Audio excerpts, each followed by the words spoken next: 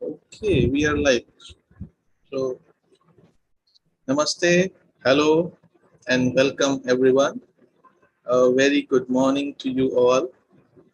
Wishing health, happiness, and harmony to all of you and your loved ones. As you are aware that at YIT, Young Indian Theosophists, we have had a very interactive and participative month of May in the form of symposiums, and today is the last Sunday of May. And here we are once again with a different trinity of our young theosophists present before us, their own thoughts. And mind you, the symposiums were different in the sense that there was no reference material and the participants had to think about the subject based on their study, experience, understanding, and evolve that idea and express it in words and share with all of us today. But before we proceed to the meeting, and we are all excited to hear our young theosophist, let us all come together in heart and mind to invoke the blessings and the presence of that immutable principle. We give various names like God, Ishwar, Paramatma, the principle to be among us and in which we live and move and have our being. O hidden light, vibrant in every atom, O hidden light, shining in every creature, O hidden love, embracing all in oneness, may each who feel himself as one with thee know he is therefore one with every other.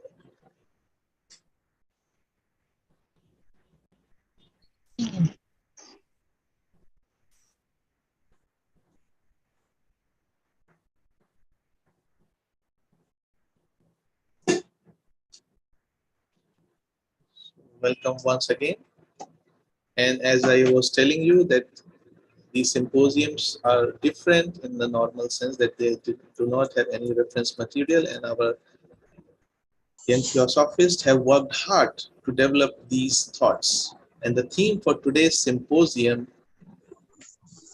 is also something related to our daily life and how the study of theosophy helps us. Uh, I request kindly if you can mute your microphones, please. The,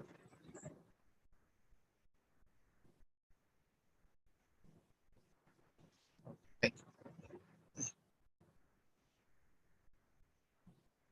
So today's symposium theme is also related to our daily life and how study of theosophy helps us in unveiling ageless wisdom.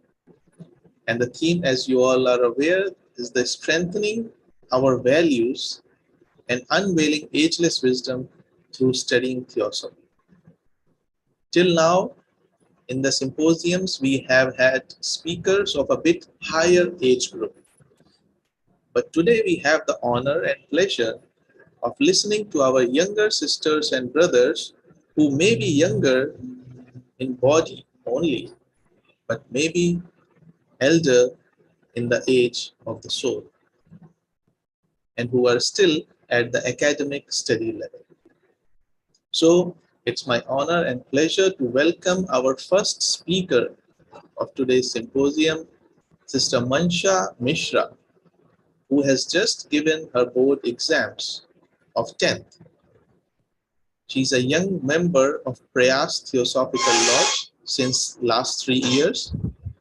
She has a keen interest in baking and reading. She had attended study camp at Bhawali, and she participated in events at Delhi Federation and UP Federation function at Agra. She actively participated in TOS work in community services. She has read many books of J. Krishnamurti, and not only that, she has given talks in forums of J. Krishnamurti. So let us all welcome our first speaker, Sister Mansha Mishra, and listen to her thoughts on today's theme. Over to you, Mansha. Thank you, Brother Shikhar. I'm glad that I'm participating here. This gave me an opportunity to think and recall. I would say, rather reassured of what I've learned so far. So, to begin with, I am going to be talking about the ways in which theosophy has changed me as a person, influenced my belief systems, values, thoughts, and my overall life. I want to start by talking about one of the three principles of theosophy, that is, universal brotherhood. I have always believed in the concept of equality, be it my house duties, school, staff, and faculty. I have always been taught and grown up in an environment where everybody is considered to be equal. The concept of universal brotherhood is the exact same. Theosophical society focuses on attaining universal brotherhood. And this is the reason I was so intrigued in the first place to be a part of this society. As a member of TS, I got into the habit of reading. I learned how to share my knowledge that I gain while I read, while engaging in different books and exploring new perspectives and opinions about similar things. I got to read the literature of Sir J. Krishnamurti. The books he wrote have a different perspective about life and the principles of a student's life like us. The books he went into great detail about the education system and the ultimate goal to attain knowledge. These books helped me to give a direction to my academics. As, as I said, I learned to share my knowledge. I made sure to include and refer to his literature wherever possible and relevant. His quotes were a source of daily motivation to me and my peers. I made sure to speak about him whenever we were told to talk about our role models. Sir Jai Krishnamurti has been an idol when it comes to education in a student's life. One of the other major learnings I've had from theosophy is to look at a larger picture.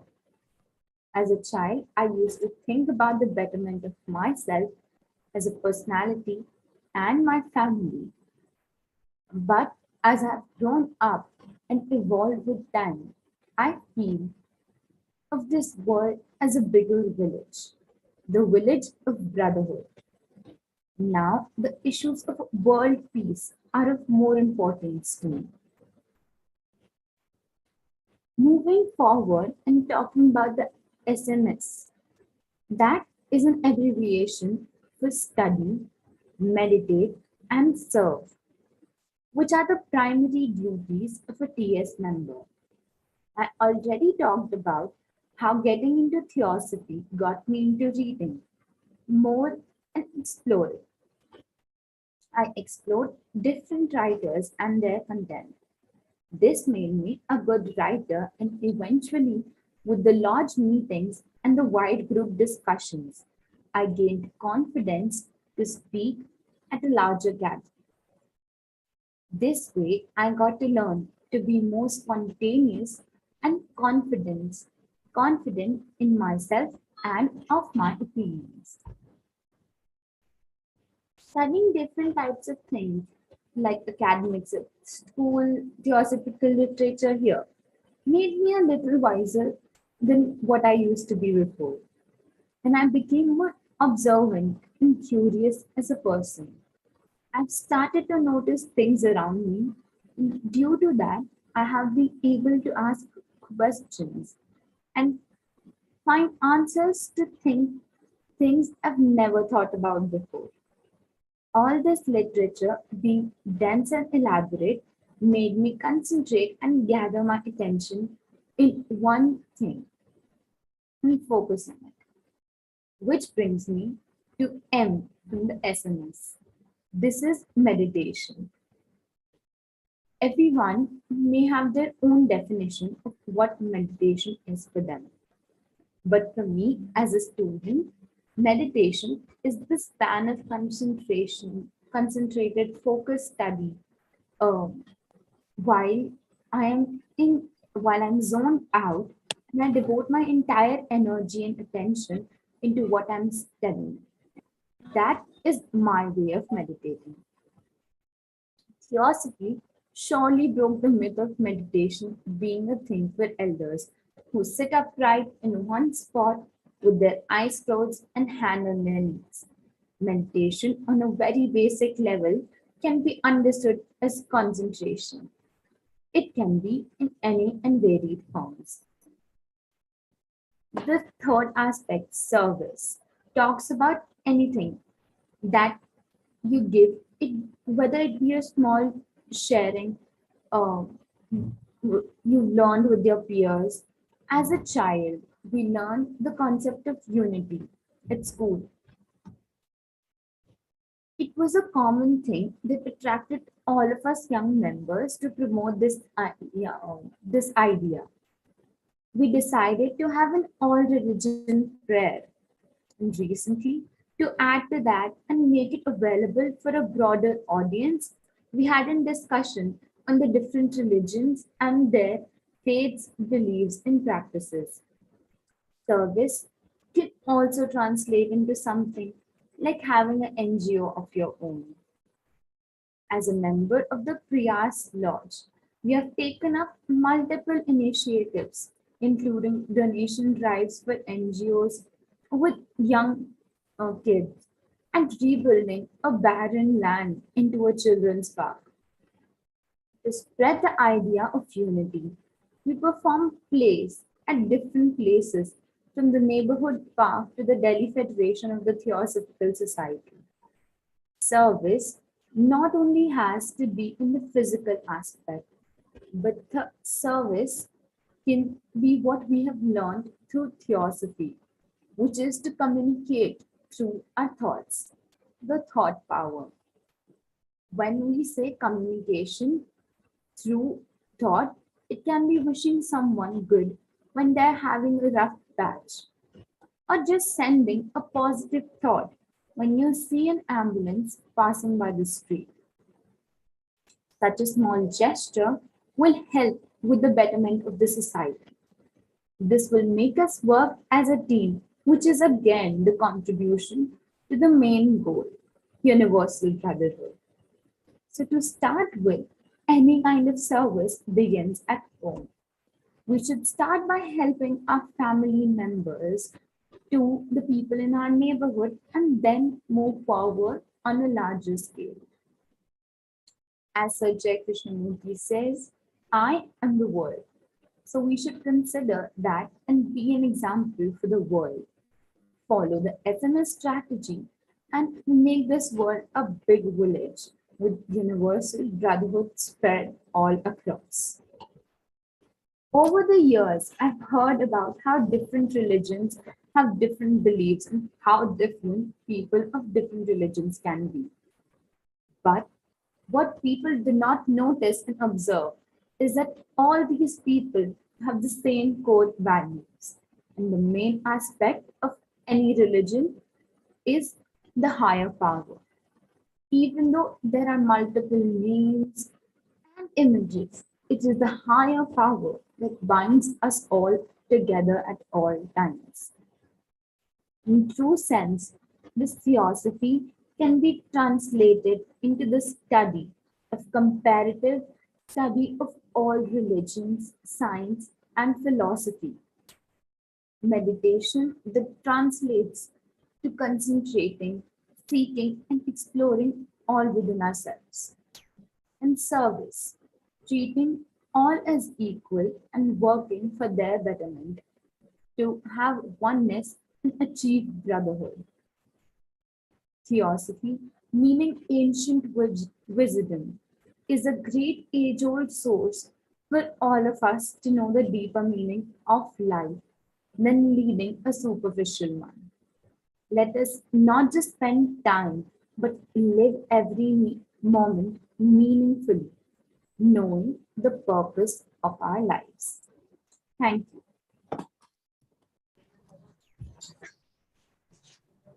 you. Thank you so much, Mansha, for such a refreshing talk.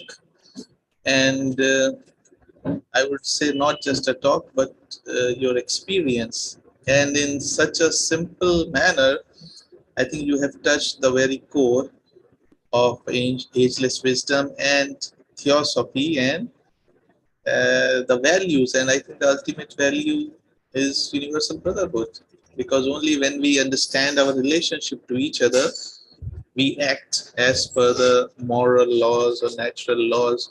And how to do that, you have also explained through SMS, study meditation service, and also which you have been doing. So really appreciate your sharing of the thoughts, and we wish you all the best in your future journey, learning more and more.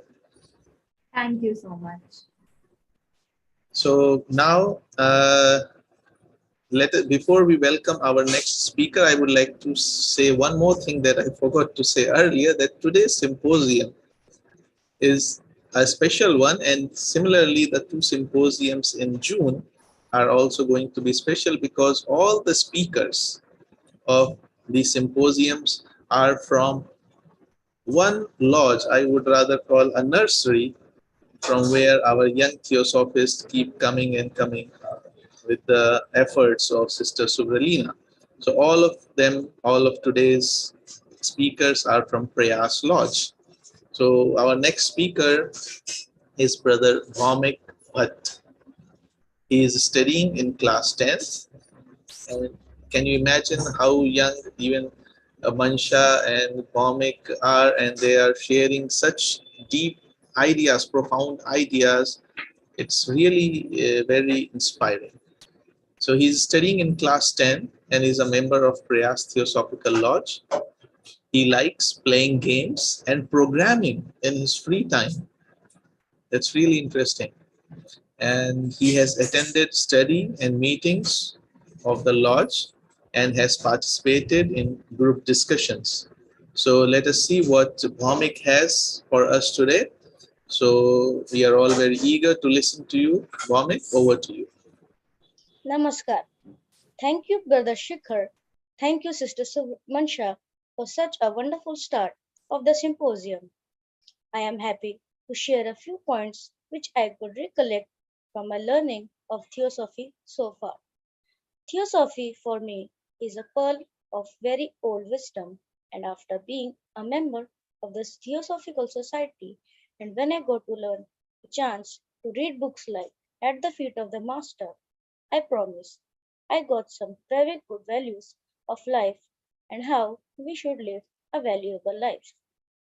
And also, I got a chance to participate in the Bhagavad Gita and study of our religion symposium. I got to learn about many things and many new theories. I got to know that we don't have just one body but seven bodies.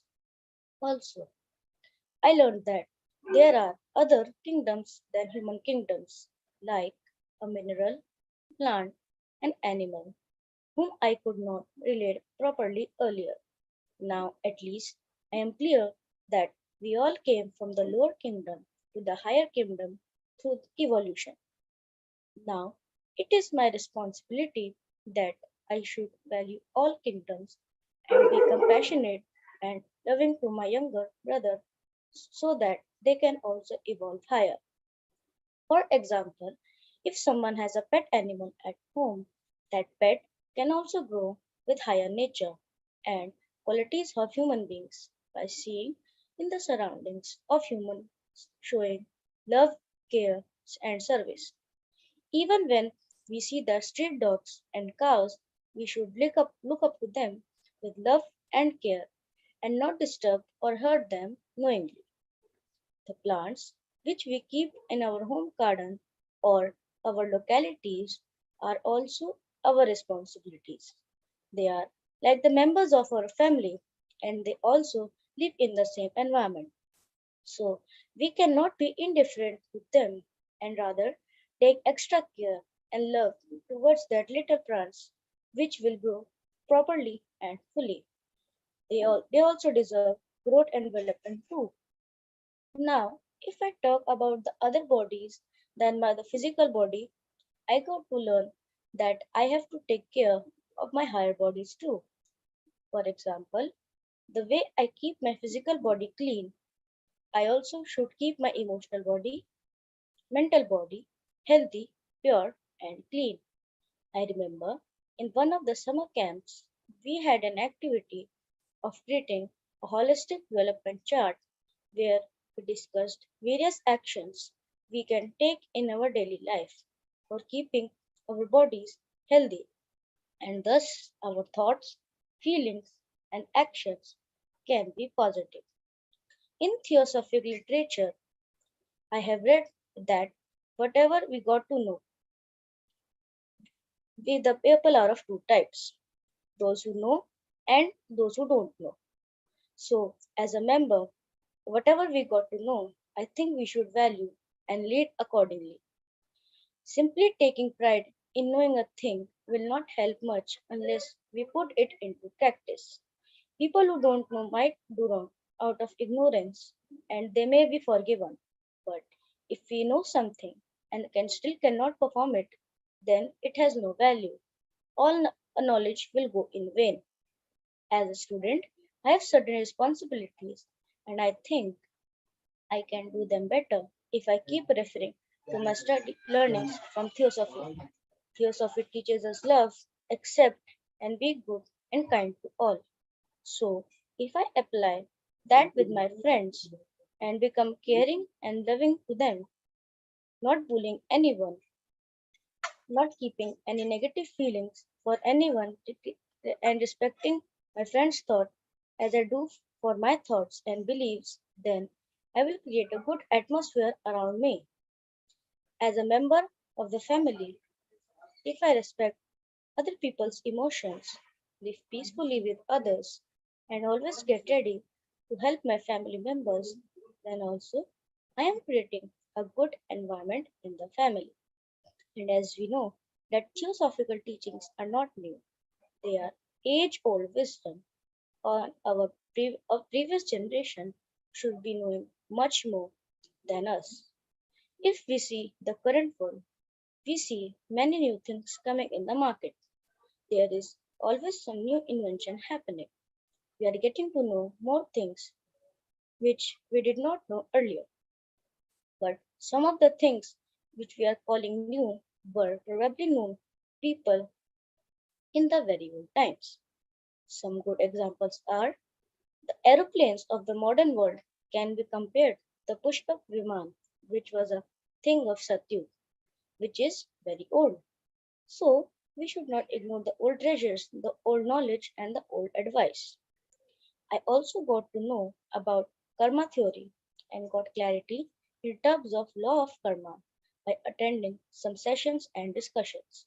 Now, let us talk about karma. Karma is derived from the Sanskrit word which means action. It means that what we give comes back to us. Karma is the ultimate law of universe which helps in regulating and restoring balance in the universe so that it maintains its equilibrium. Let's take an example. When we throw a stone in the pond, it will create disturbance and we will see waves oscillating back and forth. Finally, after some time, the pond will be restored to its original position, equilibrium.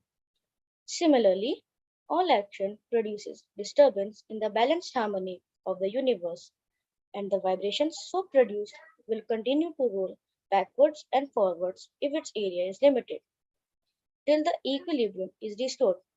But since each disturbance starts from some particular point, it is clear that equilibrium and harmony can only be restored by reconverging to that same point of all forces which were set into motion from it. And here we can say that consequences of man's deeds, thoughts, etc., must react upon himself with the same force with which they were set in motion. There is this beautiful saying, what we sow, so we reap. I cannot get mangoes from the tree by sowing seeds of apple. It is that simple. Theosophical teachings are like that, simple, clear, and to the point with easy to follow. It depends on how ready we are to accept, absorb, and apply in our life. I am glad that I got to know such wonderful things by studying and attending theosophical teachings. I may not be doing everything perfect, but the teachings have shown me a path. I am hopeful with more study of such age old knowledge, which is so vast, I will grow and develop further. There is no limit to such teachings, and we should not limit ourselves too. We should do more and more study. Life will bring its real meanings someday, for sure. Lastly, I would like to refer to the definition of who is a theosophist. Who is a theosophist? Any person of average intellectual capacities and a leaning towards to the metaphysical of pure, unselfish life who finds more joy in helping his neighbors than receiving help himself, one who is ever ready to sacrifice his pleasures for the sake of other people, and who loves truth, goodness, and wisdom for their own sake, not only for the benefit they may confer, is a theosophist. Thank you for listening to my speech.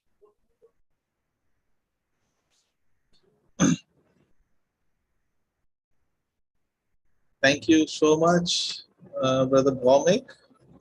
I'm really amazed that in just a span of 10 minutes, how can you cover so many subjects with so much of simplicity and clarity?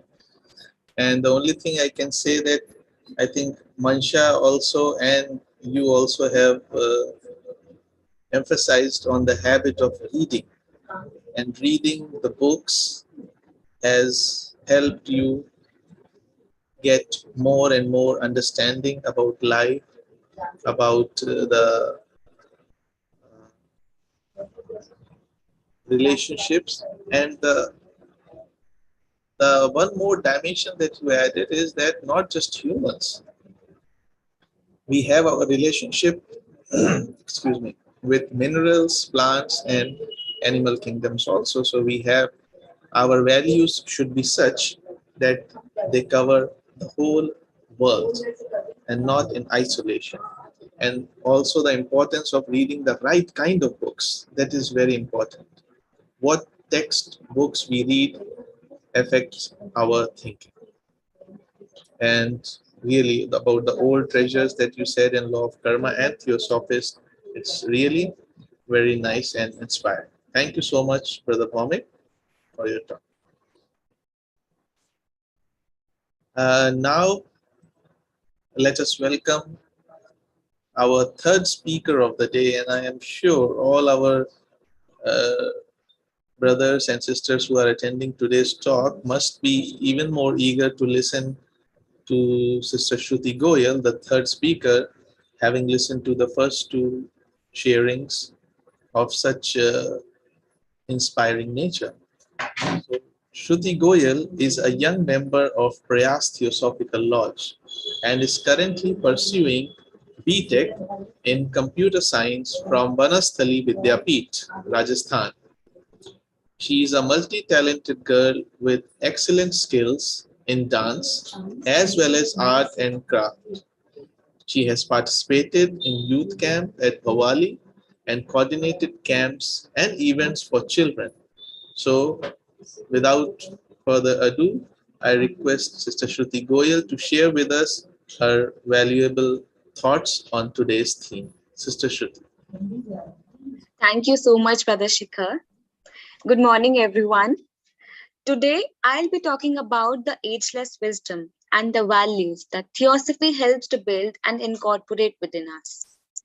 There is this famous quote by Shirley Abbott. We all grow up with the weight of history on us. Our ancestors dwell in the attics of our brain as they do in the spiraling chains of knowledge hidden in every cell of our bodies. Ageless wisdom is that priceless beauty we inherited from our ancestors, which will be passed on to our coming generations. It is said that a young man knows the rules, but a wise man knows the exceptions. Have you ever wondered why our parents teach us to wake up with the sunrise? Why home remedies, also known as Dadi Nani ke nuskes, are more effective than any antibiotic? Why children are read Panchtantra as bedtime stories? Why is vegetarian food healthy? How powerful are our thoughts? What is the impact of a good deed and a bad deed? Theosophy helps to unveil these hidden mysteries of life and strengthens our values. Theosophy gives us a way to explore the undefined possibilities of our life, the purpose of our existence. It teaches us how to seek knowledge, knowledge of what is true and real, an ability to learn from one's experiences and mistakes. It teaches us that there is no greater duty in this world than to serve with compassion and love and selflessness, to leave the world little better than you found it. Philosophy is about adapting different ideologies into one unit. It teaches us that life is about expanding. We need to incorporate uniqueness of different thoughts and ideas, not only to speak, but to listen. You won't learn anything hearing yourself speak. As a participant of Symposium on All Religion conducted by our lodge, I got an opportunity to know more about other religions, their beliefs, their ideology, and I came to conclude that every religion teaches us the meaning of life, that there is no religion higher than truth. Satyat nasti parodharma. I came across these beautiful lines.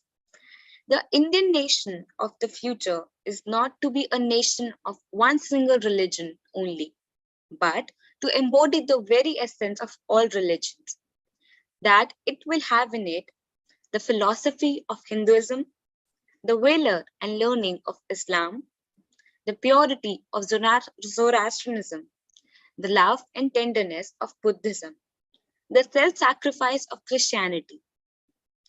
Sri Krishna gave the pearls of wisdom to the perplexed Arjun and taught him the values of life to perform his duties, behold his beliefs, and not to focus on results.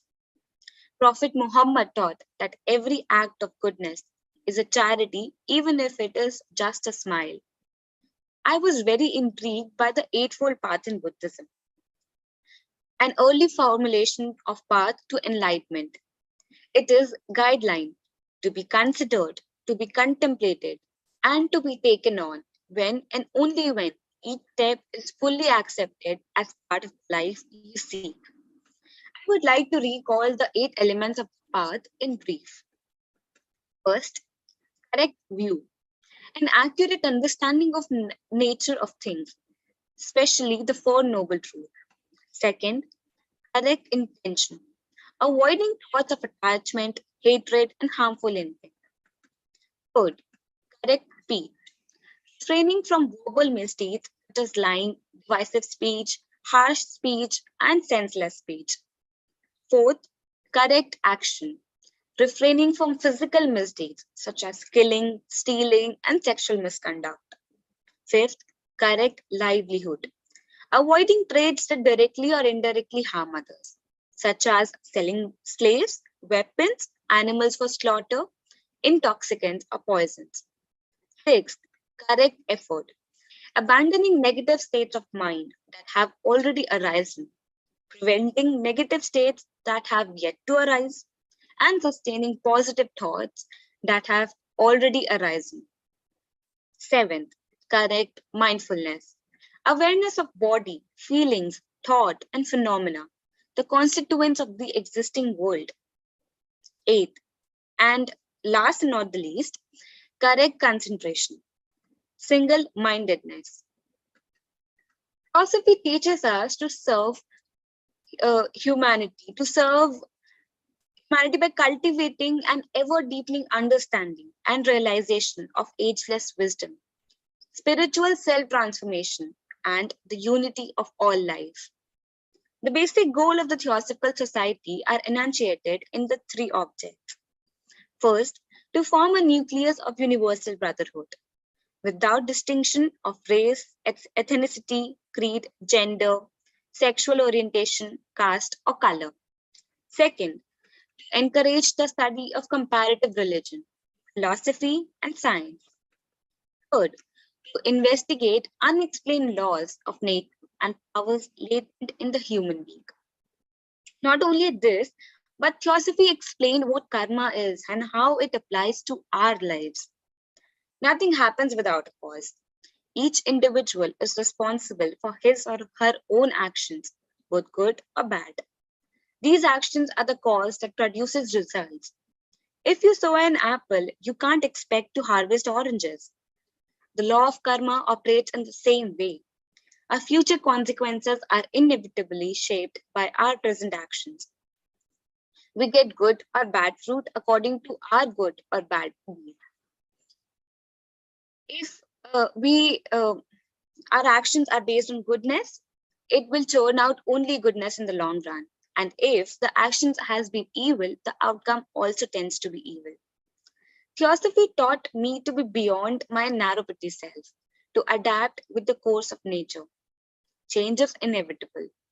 With the experience that one gains in their life, their perception changes, way of looking and analyzing things changes. First time watching a beautiful mountain, observing not merely the outer form, one is aware of the great dignity and loftiness it reveals. Next time looking at the same mountain, it feels quite different. Perhaps a sense of marvelous purity evoked by the whiteness of snow which lies there.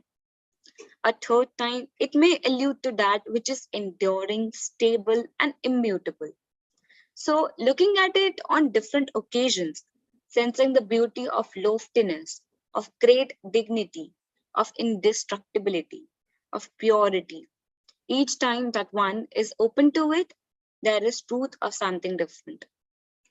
The love and compassion in the eyes of the spectator makes it all the difference. For me, love is the most important quality. In the book, At the Feet of the Master, Brother J. Krishnamurti said, of all qualifications, love is most important. For if it is strong enough in a man, it forces him to acquire all the rest, and all the rest without it would never be sufficient. The wisdom which enables you to help, the will which directs the wisdom, the love which inspires the will are your qualifications. Will, wisdom, and love are three aspects of the logos that inspires, and who wish to enroll yourself to serve him must show for these aspects in the world. We all need to learn that we can help someone through that and which we have in common, and that is the divine life in each of us. Once we learn how to arouse that and how to appeal to that in someone we really want to help, we can perform a noble duty as human being. To feed the poor is a noble and useful work, yet to feed their souls is nobler and more useful than just to feed their bodies. If we know, it is our duty to help others know. So the ancient wisdom is for one and all of us, and it is abundant, vast, like a sea. If we can truly get few drops of wisdom even, our life will change for a far better state. Beyond this mundane, selfish, purposeless way of life, Theosophy is definitely there to unveil the priceless wisdom. I bow with all my regards for this. Thank you so much.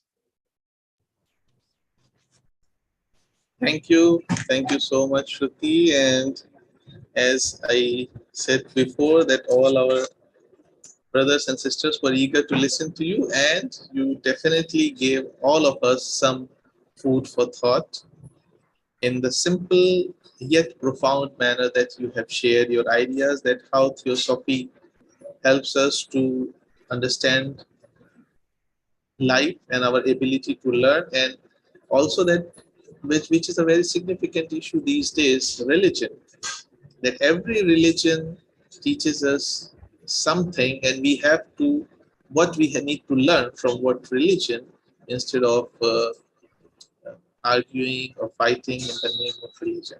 And compassion, love, and selflessness mentioned are the three fundamental values or qualities that you really would like to have and implement. And at the feet of the master also says that.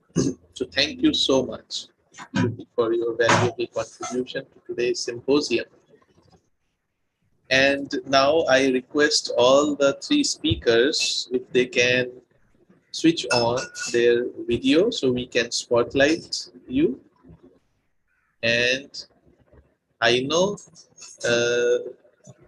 that the questions sometimes when asked to us makes us a little nervous, but don't worry, we are all here as a family, and the questions that we are, or if somebody is going to ask, is not to judge us to our to check how much we know, but to explore the subject, to go deeper into the subject that we have just discussed, because it's good to listen all points of view.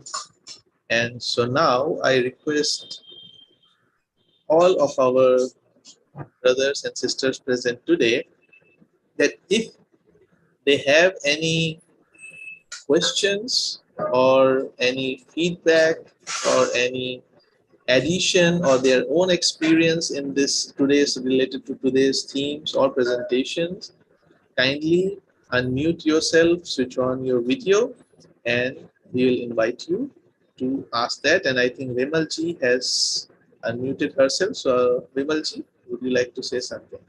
Yes. So hearty congratulations to all three speakers. I think you did justice to the topic and spoke very well. And what you had said was summarized very well by Shikhar. So I don't need to repeat. But I would like you to understand, look at this. That theosophy given in 1875 and the theosophy of J. Krishnamurti are two different things in a way. Because J. Krishnamurti is the latest offering of theosophy. So in that context, I would like you all to listen to what Krishnamurti says about sacrifice. I'm sorry, I'm going to read it, but it's going to be useful for you. Bhaumik mentioned the importance of sacrifice. This is something we take automatically as true, okay? But what does J. Krishnamurti say? And before I read it out to you, I want you to understand that J. Krishnamurti did not speak what was expected of him. He spoke from his own understanding, his own mind. And that's how each of us should be. We shouldn't speak what is expected of us. We should speak what we really believe in. Then that is helpful. Because if we speak what is expected of us, we are trying to create an image in somebody else's mind of something about us, or in our own mind about something about us. But if we speak from within ourselves, we are speaking our truth. Like if you see something, you think that is a truth, you speak it. It is an end in itself. It has no other purpose but that truth. So the questioner is a student and is asking if there is jealousy in love, which was the previous conversation. If there is jealousy in love, is there not also sacrifice in love? So Krishnamurti says, is there not? He always repeats the question. Is there not also sacrifice in love? Love can never sacrifice. What do you mean by using the word sacrifice? Giving up? Doing things you do not want to do? Is that what you mean? I sacrifice myself for my country because I love my country. I sacrifice myself because I love my parents. Is that what you mean? Now, is that love? Can love exist when you have to force yourself to do something for others? I wonder if you understand the word sacrifice. Why do you use that word? You know the words responsibility, duty, sacrifice are dreadful words. When you love somebody, there is no responsibility, there is no duty, there is no sacrifice. You do things because you love. And you cannot love if you are thinking about yourself. When you're thinking about yourself, then you come first and the other is second. Then to love him, you sacrifice yourself. Then it's not love, it's a bargain. Do you understand? So this is from this book, Krishnamurti on education. The first half of it is lectures he gave to children like you. And you all will be able to understand it. It is simple language. Krishnamurti is hard for adults to understand, so you don't have to worry if you don't understand. But if you can, do try. It's available online. I will send the link in the group. And always, like, the thing is that if you are working to create an image, it's harmful. Don't create images of anything. Work for looking for what is the truth in every situation. That's my advice. Otherwise, nothing else. Thank you so much. Thank you, Vimalji, for your addition, valuable addition. Do our speakers have anything to say on that?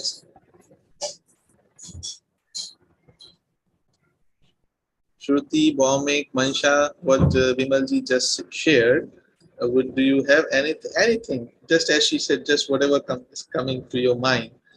It just made us to wonder what sacrifice is. What is the meaning of sacrifice? Because I don't think so. We really know what sacrifice is, because what J. Krishnamurti said is totally different from what we think sacrifice is.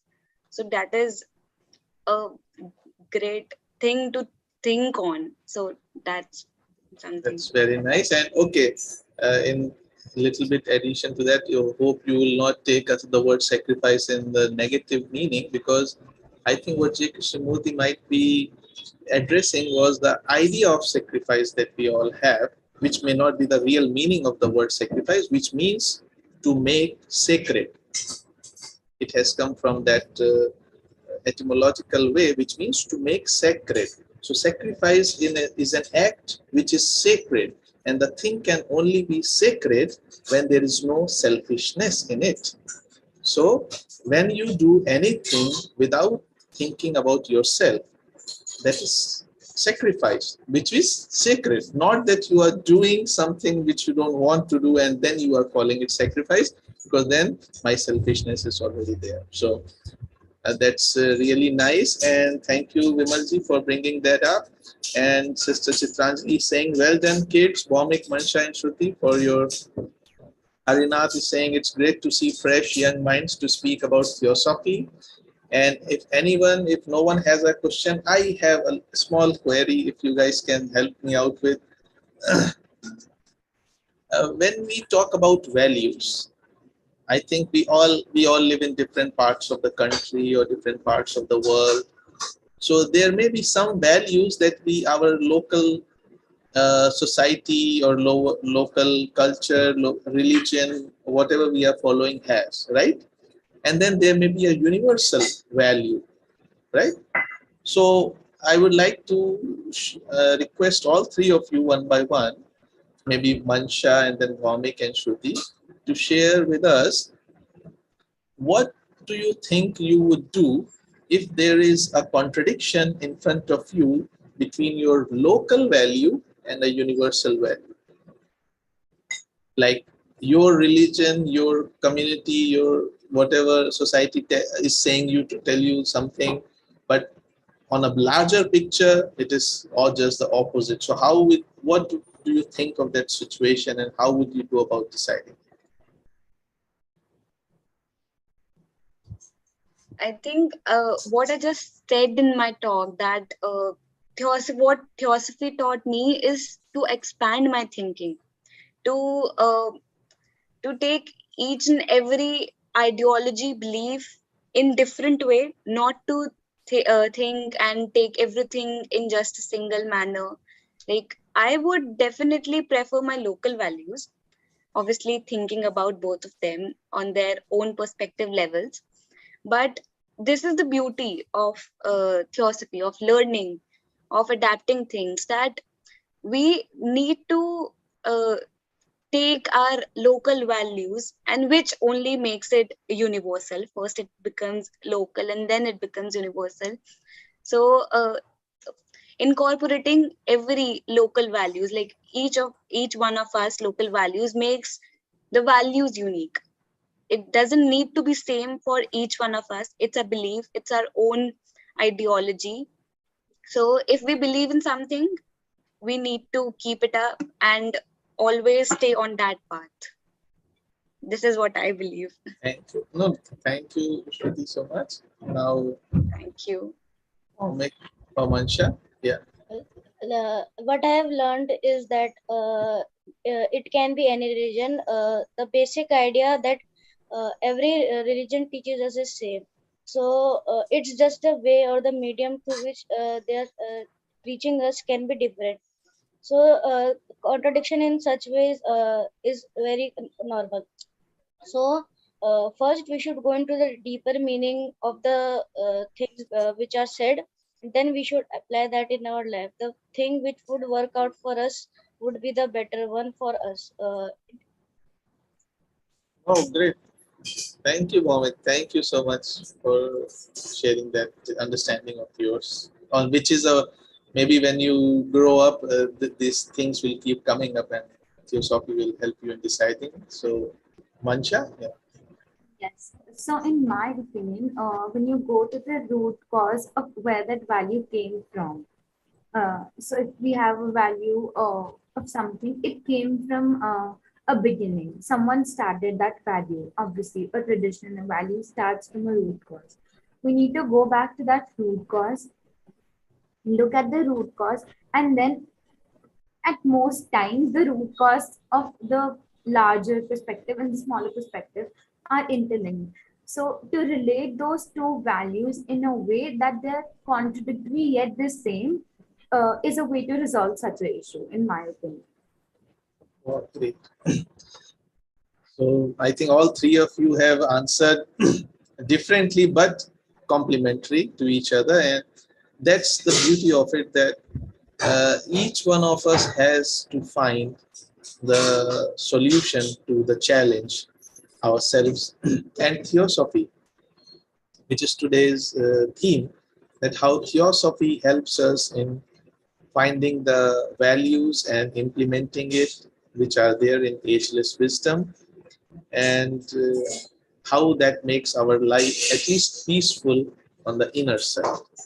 So thank you very much, all the three speakers. If anyone else is there, is not there, then I would ask, request the uh, the mentor of the speakers of today, Sister Subralina Mohanty, to share something with us about the theme and about today's presentation. Yeah, thanks for the opportunity. As you saw, all the three kids picked up different aspects of theosophy because they think differently, they believe differently, they act differently. This only shows the same thing taught to each kid, but the kid picks up the way the kid values the things. Interestingly, I'll tell the background story of the symposium. When the topic was given, the first thing we did is to have a group discussion, because you cannot tell kids to please go and say this. I mean, that is the way we do mentoring to our kids in our lodge as well as in our forums. Shikharji and me, Varsha, whoever is trying hard to do this mentoring in this YIT, what we do is we listen to them. So the first thing we did is we asked the kids, what have you learned? Tell us. So like when Mansha came up with this study and meditation thing, so that is how we got to that zone of SMS. Bhumi came up immediately with, oh, I have got more than one body. So that surprised us. Okay, so he already knows that there are 7 bodies. So he was asked to explore more on that.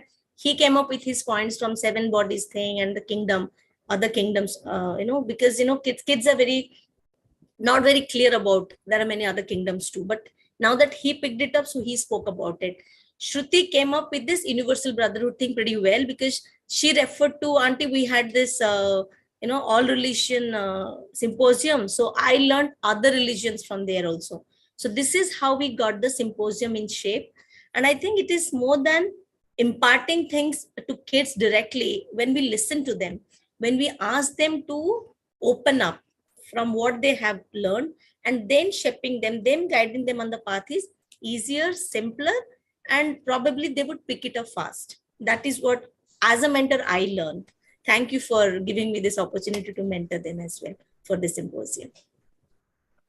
No, the pleasure is all ours, and all, I think, the whole Theosophical Society, that so many young minds you have been mentoring and helping them grow in their own natural way, which is what is required, instead of forcing outside things on them. So thank you so much, Subralina ji. And now, uh, is there anyone remaining to share anything, ask any questions or any feedback? Please do so now. Otherwise, we will proceed with the closing of today's session. So I don't think right now is there, but so I think let us proceed with the closing of today's session, which has been a really on, at least for me, and I think most of the participants today, very refreshing to see the younger only in body, maybe, as I already mentioned, not necessarily in soul, to hear our young theosophists. And the uniqueness of this was that they shared the thoughts and the ideas that they evolved out of the reading that they have done till now, which is very important, that we read and we study and we contemplate, and then whatever comes out we write down and share our thoughts. So I would like to extend gratitude on behalf of Indian section, on my personal behalf, and on behalf of all the delegates, to Mansha, Bhaumik, and Shruti for their valuable contribution and sharing in today's symposium of young Indian theosophists. And we look forward to hearing you again in some other sessions and symposiums or other talks. So, and all the best to you from all of us in your all noble efforts and endeavors. Thank you so much.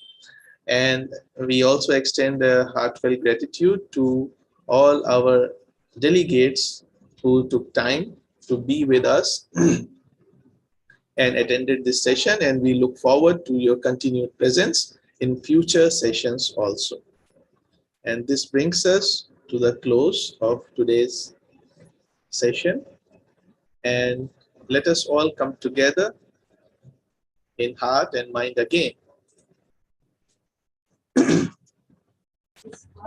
and share with all the manifestation, the peace and the bliss that we have got by coming together and by listening to valuable thoughts, by using our willpower and thought power for everyone. Oh.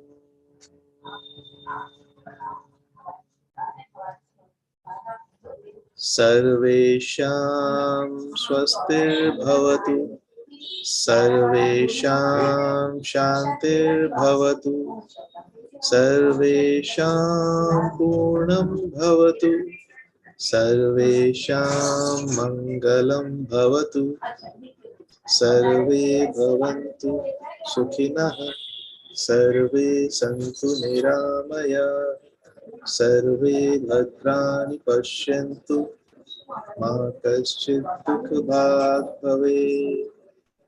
Om Shanti, Shanti, Shanti.